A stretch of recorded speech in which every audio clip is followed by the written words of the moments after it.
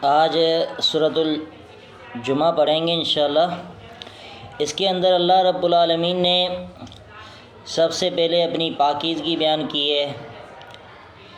اور زمین اور آسمان کے اندر اللہ رب العالمین کی تعریف ہی کی جاتی ہے۔ اسی طرح دوسری آیت کے اندر اللہ رب العالمین نے رسول اللہ صلی اللہ علیہ وسلم کی تعریف بیان کی ہے کہ وہ نبی جو ان پڑھوں کے اندر، جو جاہل تھے، ان کے اندر اللہ کے رسول صلی اللہ علیہ وسلم کو بھیجا گیا تھا۔ اس لیے بھیجا گیا تھا، انبیاء کرام کا مقصد ہوتا ہے کہ اللہ تعالیٰ کی آیات کی تلاوت کرنا اور ان کو تزکیہ نفس سکھانا،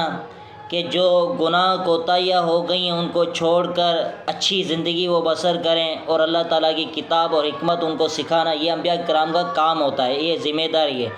اور یہی ذمہ داری ہماری بھی ہے کہ ہم جو لوگ ہیں ان کا تزکیہ نفس اور ان کو کتاب اور حکمت کی باتیں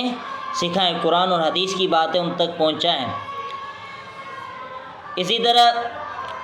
اللہ رب العالمین نے یہ فضل بیان کیا ہے کہ جن کو بھی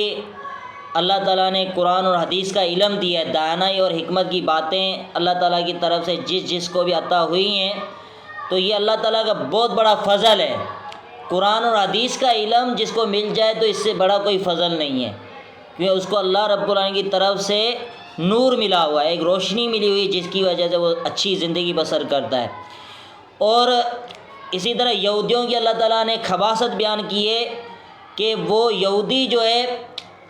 عرب ان کو کہا کرتے تھے تم جو ہے ان پڑھ ہو، تمہیں کچھ آتا نہیں ہے، تو اللہ تعالیٰ نے ان کو کہا کہ تم کون سے ہوشیار ہو۔ اللہ رب العالمین کو ان کو گدھے جیسا قرار دیا ہے۔ کیوں؟ تمہارے اوپر تورات نازل کی گئی تھی اور تم نے تورات کے مطابق عمل نہیں کیا۔ جو شریعت پر عمل نہیں کرتا، اللہ رب العالمین نے ان کو گدھے جیسا قرار دیا ہے،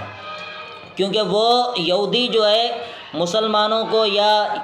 عرب جو ہے تھے ان کو ان پڑھ کہتے تھے کہ تمہیں کچھ آتا نہیں ہے، لکھنا پڑھنا نہیں آتا۔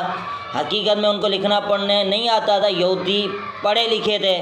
تو اللہ رب العالمین نے ان کو کہا ہے کہ بھائی تمہارے اوپر تورات کی ذمہ داری لاد دی گئی تھی تو تم نے اس کی ذمہ داری نہیں اٹھائی، تو تمہاری مثال اس گدھے جیسی ہے جس پر بہت زیادہ کتابیں لاد دی گئی ہوں، تو اس طرح گدھے کی مثال ہے تمہارے اوپر۔ اسی طرح یہودیوں نے مسلمانوں کو یہ کہا تھا کہ ہم تو اللہ کے چہتے ہیں، اللہ تعالیٰ ہمیں عذاب کسے دے گا؟ ہاں عذاب اللہ تعالیٰ دے گا، وہ ہم نے جو بچڑے کی پوجا کی تھی، چند دن اگر ہم جہنم میں رہے بھی اگر عذاب ہوگا تو چند دن کا عذاب ہوگا، ورنہ تو ہم ابناء اللہ، ہم اللہ کے بیٹے ہیں، محبوب ہیں ہم اللہ کے، اللہ ہمیں عذاب نہیں دے گا۔ تو اللہ رب العالمین نے ان کے بارے میں یہ تنبیہ کی، یہودیوں کو کہا کہ تم اگر یہ سمجھتے ہو کہ ہم اللہ کے چہتے ہیں، اللہ کے محبوب ہیں، پھر تمنا کرو موت کی اگر تم سچے ہو۔ لیکن یہودیوں کو پتہ تھا ہماری خباثتیں کتنی ہیں، ہم تورات کو چھپاتے ہیں، ہم رسول اللہ صلی اللہ علیہ وسلم کو جان کر بھی اللہ کے رسول صلی اللہ علیہ وسلم پر حسد کرتے ہیں، اس پر ایمان نہیں لے کے آتے۔ تو اللہ کو بھی پتہ تھا، یہودیوں کو بھی پتہ تھا ہمارا حشر کیا ہونے والا ہے مستقبل میں، تو اس وجہ سے انہوں نے کبھی بھی موت کی تمنا نہیں کی، کیونکہ ان کو پتہ تھا اللہ کے رسول صلی اللہ علیہ وسلم سچے ہیں، اور اگر ہم موت کی تمنا کریں گے واقعی ہمیں موت ہو جائے گی، اس لیے کیونکہ ان کی آرزویں ہوتی تھی کہ ہماری زندگی لمبی ہو تاکہ ہم اور مزے لیتے رہیں دنیا کے اندر۔ اسی طرح اس صورت کے اندر اللہ رب العالمین نے مومنین کو جمعے کے لیے ایک اہمیت کے طور پہ اللہ تعالیٰ نے یہ بات ذکر کی ہے کہ جب اذان دی جائے جمعے کے لیے تو اپنے کاروبار جتنے بھی سسٹم ہیں وہ سارے بند کر کے اللہ کے ذکر کی طرف دوڑ کے آیا کرو۔ اس آیت سے یہ پتہ چلا کہ جو بھی جمعے والے دن اذان کے بعد اپنا دکان کھول کے رکھتا ہے یا اپنے کاروبار کسی میں بھی وہ ہوتا ہے تو وہ حرام کمائی کے اندر ملوث ہوتا ہے، اس کا ایک ایک روپیہ حرام ہوتا ہے، اذان کے بعد کمائی کرنا ہی حرام ہے۔ اسی طرح عام روٹین کے اندر بھی جو لوگ سوچتے ہیں نا کہ ہماری دکانیں جو ہیں بند ہو جائیں گی، ہم نمازوں پہ جائیں گے تو پھر جو ہے پیسے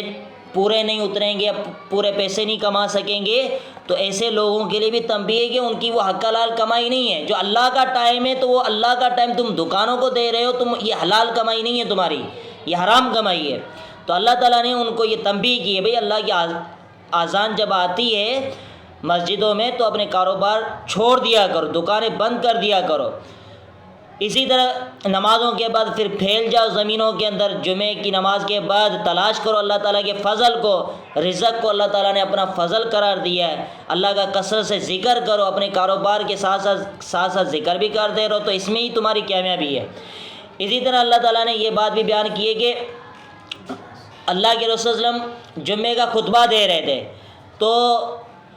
صحابہ کرام جو ہے وہ خطبہ سن رہے تھے، اچانک جو ہے تجارتی قافلہ آ گیا، تو صحابہ کرام جو ہے اس تجارت کی طرف جو ہے اللہ کے رسول صلی اللہ علیہ وسلم کو چھوڑ کے چلے گئے۔ اللہ کے رسول صلی اللہ علیہ وسلم کھڑے ہوئے تھے، خطبہ دے رہے تھے،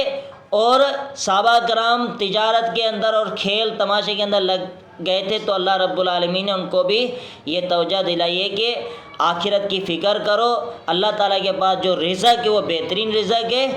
دنیا کے اندر یہ کھیل تماشے جو تجارت ہے اس کی کوئی اتنی ویلیو نہیں ہے جتنی ویلیو آخرت کی ہے، اور جو اللہ کے پاس رزق ہے وہ بہترین رزق ہے۔ دیکھیں، یسبح للہ ما فی السماوات و ما فی الارض، تسبیح بیان کرتی ہیں اللہ تعالیٰ کے لیے جو کچھ آسمانوں میں، و ما فی الارض جو کچھ زمین میں، الملک القدوس، وہ بادشاہ القدوس نہایت پاکیزہ ذات کے لیے، العزیز جو سب پر غالب زبردست، الحکیم حکمت والی ذات ہے، والذی وہ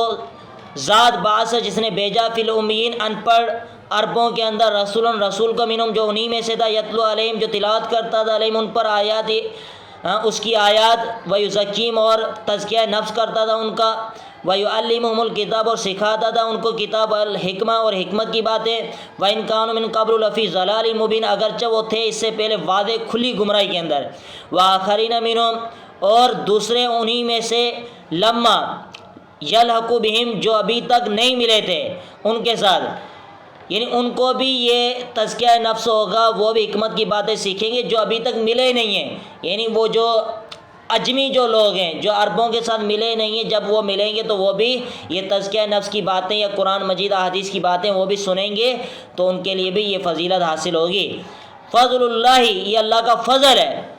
یؤتی ہی عطا کرتا ہے من یشاء جس کو چاہتا ہے، واللہ ذو الفضل العظیم، اور یہ اللہ تعالیٰ بہت عظیم ذات ہے، فضل والی ذات ہے، یعنی اللہ تعالیٰ نے اس دین اسلام کو، شریعت کو، تزکیہ نفس کو یہ اللہ کا فضل قرار دیا ہے۔ جو بھی قرآن و حدیث کی تعلیم سیکھتے ہیں تو یہ افضل ترین بندے ہیں، افضل ترین مخلوق ہے۔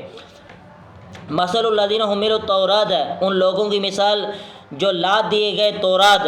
ثم لم یحملوا پھر انہوں نے نہیں اٹھایا اس کو، کمثل الحمار وہ اس گدھے کی طرح ہے، یحمل اسفارا جو بہت سی کتابیں اٹھاتا ہے، اسفارا کہتے ہیں کتابوں کا بوجھ،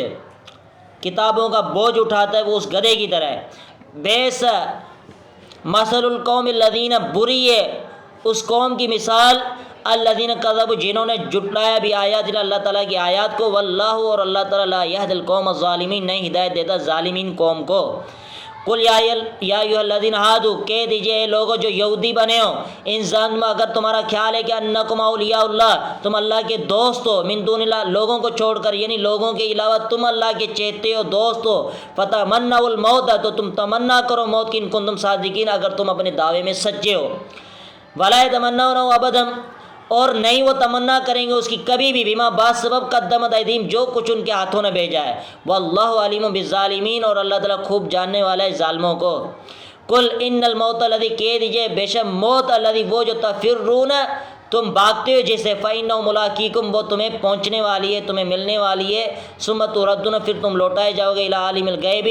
غیبوں کے جاننے والے کی طرف، والشہادۃ حاضر کے جاننے والے کی طرف، وَيُنَبِّئُكُم پس وہ خبر دے گا تمہیں، بما بسبب کنتم تعملون جو تم عمل کرتے رہے۔ یا ایھا الذین آمنوا اے لوگوں جو ایمان لائے ہو، اذا نودی جب اذان دی جائے للصلاۃ نماز کے لیے، من یوم الجمعہ جمعے کے دن کے لیے، فاسعوا تم دوڑ کے آیا کرو، الی ذکر اللہ اللہ تعالیٰ کے ذکر کی طرف، وذروا البیع اور کاروبار چھوڑ دو، تجارت چھوڑ دو، ذالکم خیر لکم یہ تمہارے لیے بہتر، ان کنتم تعلمون اگر تم جانو۔ فَإِذَا قُضِيَتِ الصَّلَاةُ جب نماز مکمل ہو جائے، فَانتَشِرُوا تم پھیل جاؤ، فی الارض زمین، وابتغوا تم تلاش کرو، من فضل اللہ اللہ کے فضل میں سے، واذکروا اللہ تم اللہ کو یاد کرو، کثیراً بہت زیادہ، لعلکم تفلحون تاکہ تم فلاح پا جاؤ۔